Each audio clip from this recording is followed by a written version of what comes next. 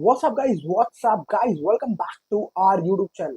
तो आज हम बात करने वाले एक ऐसे स्टॉक के बारे में जो कि बहुत ही एक माइक्रो कैप कंपनी है, बहुत ही छोटी कंपनी है। पर याद रखिए, जब भी आप माइक्रो कैप कंपनी के बारे में बात करते हैं तो कोशिश करिए कि थोड़ा सा उसमें जो आपका रिस्क एपेटाइट है वो हमेशा बढ़ जाता है। तो अगर आप इतना माइक्रो कैप में इन्वेस्ट करते हैं तो एक तो ये कि ये याद रखें कि स्टॉक हमेशा कभी नीचे गिरेगा, कभी ऊपर गिरेगा। ऐसा नहीं कि 1 या 2% गिरेगा, वो गिरेगा 5% लगातार सीधा एक दिन में, और एक दिन में 10% 15% डाउन होगा। जब भागता है जो स्मॉल कैप स्टॉक, तो भागता भी ऐसे ही है दोस्त। आपको हो सकता है लगे कि यार ये तो ऑलरेडी 35-40% डाउन हो चुका है जहां से मैंने खरीदा था।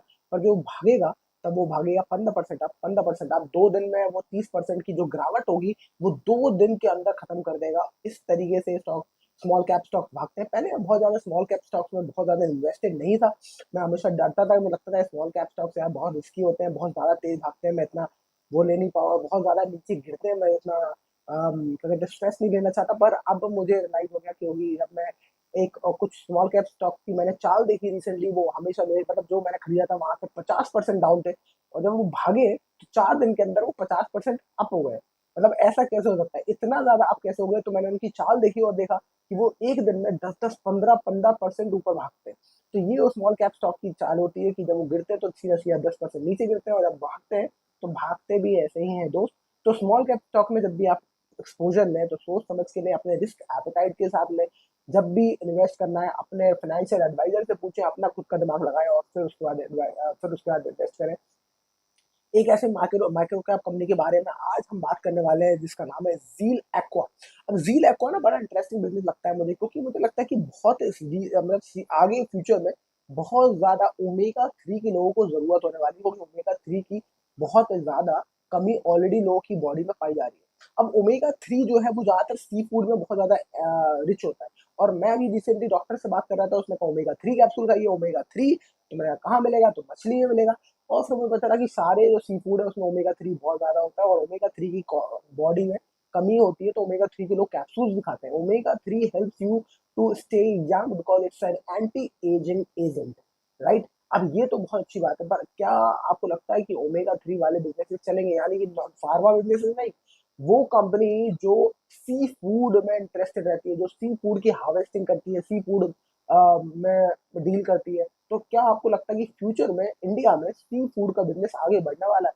जिस तरीके से अब रिसेंटली आप देखो तो दुनिया में बहुत ज्यादा बात की जा रही है सी फूड की, कि सी फूड का इम्पोर्टेंस बहुत है, हमारे यहाँ मछली खाना चाहिए क्योंकि ओमेगा 3 कम हो रहा है। तो सी फूड आप देखोगे बहुत ज्यादा फैंसी रेस्टोरेंट में भी अब सी फूड का चलन बढ़ गया है। प्रॉन्स और लॉबस्टर आपको मिलने लगे हैं अब, और लोग आउट ऑफ फैशन खाने लगे हैं कई काफी लोग, क्योंकि उनको sea food out of fashion दिखता है, मतलब नई चीज दिखती है थोड़ी सी, और उनको लगता है कि this is something unique and new. तो लोग अब सी फूड को ट्राई करने लगे, और जितना सी फूड को लोग ट्राई करेंगे उतना सी फूड का बिजनेस बढ़ेगा।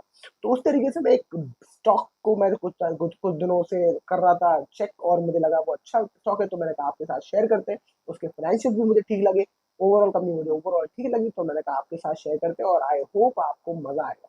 कंपनी का नाम है ज़ील एक्वा लिमिटेड। 2009 में ये इनकॉर्पोरेट हुई, और बेसिकली करते हैं business of farming, developing and harvesting of prawns.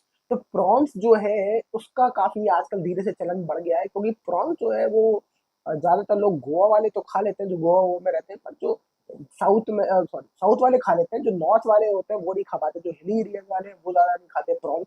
तो प्रॉन्स का मुझे लगता है हार्वेस्टिंग बढ़ेगी, और इसका इनका बिजनेस बढ़ेगा, और खासकर इनका बिजनेस की जो मैंने सेल्स नंबर देखे वो भी मुझे बड़े एस्टोनिशिंग लगे, और मुझे लगा कि इंप्रेसिव है, ये कंपनी आगे बढ़ सकती है। मार्केट कैप है 134 करोड़ का, यानी कि माइक्रो कैप कंपनी है। प्राइस 10 रुपए, स्टॉक का प्राइस भी 10 ही रुपए है, और स्टॉक का प्राइस टू अर्निंग रेशियो 8 है, यानी कि प्राइस टू अर्निंग रेशियो भी बहुत कम है, स्टॉक का प्राइस भी कम है 10 रुपए। बुक वैल्यू 7 रुपए है, तो 10 और 7 में बहुत ज्यादा दूरी नहीं है। आरओसी देखें 15% का आरओसी, आरओई है 12% का, और फेस वैल्यू है 1, राइट? तो 12 और 15% का आरओसी आरओई बहुत ज्यादा इंप्रेसिव तो नहीं दिखता। पर आगे चलते हैं और आपको हम 10 साल का इसका चार्ट आगे दिखाते हैं। अब आप देखो 10 साल में ये स्टार्ट हुआ था करीब 2016 में 4 रुपए से, फिर ये भागा था 19 रुपए तक 2017 में, और 2017 के बाद ये लगातार गिर रहा है, स्टॉक ने तो कुछ नहीं किया, और 2017 से ही लगातार गिर रहा है, नीचे आके 5 4 5 रुपए आप पे आ गया। तो 2020 में और उसके बाद ये कुछ करा नहीं, वहीं आसपास घूमता रहा 4 5 7 रुपए के आसपास। अभी रिसेंटली इसने थोड़ी सी तेजी पकड़ी है 2023 के बाद, और अभी ये 10 रुपए में पहुंच गया है। तो 7 रुपए 5 रुपए से ये 10 रुपए तक पहुंचता हुआ थोड़ा थोड़ा ऊपर जाता हुआ, पर अभी इसने एकदम पीक मारा था 17 रुपए पे, और फिर उसके बाद फिर गिरने लगा। तो मतलब ऊपर अप एंड डाउन है, कोई ज्यादा की कंसिस्टेंट पैटर्न नहीं है कि लगातार ऊपर जा रहा है या लगातार नीचे गिर रहा है, तो ऐसा तो कुछ दिख नहीं रहा इस कंपनी में। तो उस हिसाब से तो कोई ज्यादा इंप्रेसिव ये है नहीं। प्रोज ये है कि company is expected to give good quarter, कि चलो यार ठीक ठाक कर लेगा इसका क्वार्टर में, ये होता है। Company is not reporting repeated profit, it is not paying out dividend.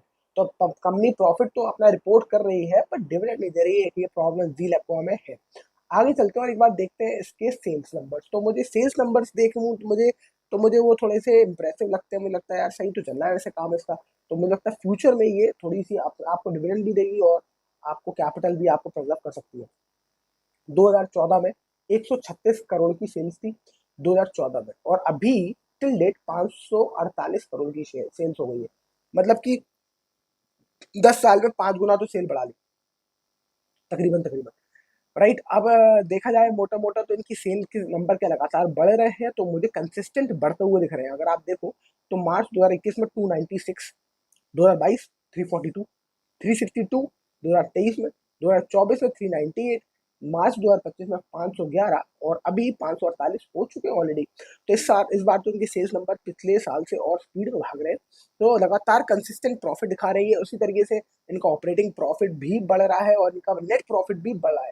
तो अभी ये देखा जाए तो 4 करोड़ से स्टार्ट हुआ इनका प्रॉफिट 2014 में, और अभी ये पिछले 2024 में था 8 करोड़, 2025 में है 10 करोड़, और अभी 16 करोड़ ऑलरेडी हो चुका है प्रॉफिट।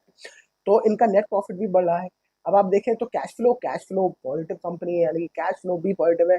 तो पिछले 3 साल से देखें तो लगातार पॉजिटिव कैश फ्लो मेंटेन करे हुए 24 करोड़, 25 करोड़, और अभी 35 करोड़। तो ये भी एक पॉजिटिव साइन दिख रहा है इस कंपनी में।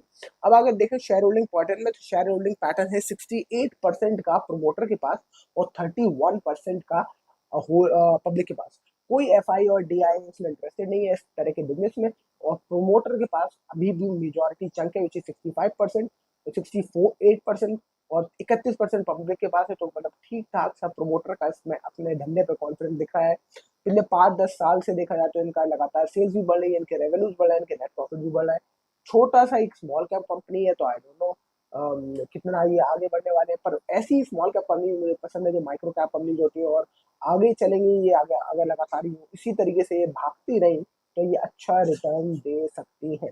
राइट। तो ऐसे बिजनेस मुझे लगता है कि अच्छे प्रॉमिसिंग बिजनेस होते हैं जो लगातार कंसिस्टेंट प्रॉफिट दे, जो लगातार आगे बढ़ते रहे। अगर सेल्स के नंबर बढ़ रहे हैं तो अल्टीमेटली स्टॉक का प्राइस बढ़ जाएगा एक ना एक बार। जब इनका नेट प्रॉफिट बढ़ रहा है तो अल्टीमेटली स्टॉक का प्राइस बढ़ेगा।